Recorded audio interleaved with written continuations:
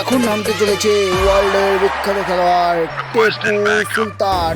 হাতে ব্যাট নিয়ে ময়দানে নামছে টিপু সুলতান। সে গুটি গুটি পায়ে হেঁটে চলেছে মাঠের দিকে।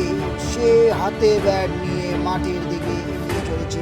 দেখা যাক তার সামনে কে বোলিং করতে আসে। আমরা দেখতে পাচ্ছি টিপু সুলতান ময়দানে চলে এসেছে। আমরা দেখতে চলেছি সে গুটি গুটি পায়ে এগিয়ে চলেছে তার নিজ লক্ষ্যের দিকে। আর তার সামনে বোলিং করতে এসেছে ওয়ার্ল্ডের বিখ্যাত বোলার চাইনিজ খান।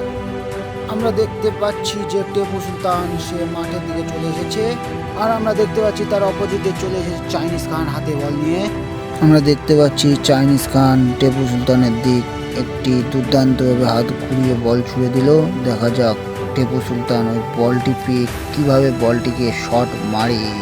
আর আমরা দেখতে পাচ্ছি যে টিপু সুলতান বলের দিকে ব্যাটটিকে তুলে দিয়েছে কিছু না ভেবেই। দেখা যাক সে বলটিকে মারতে পারে কি পারে না, সে বলটিকে মেরে কয় রান নিতে পারে, সে কি 2টি রান চুরি করতে পারবে।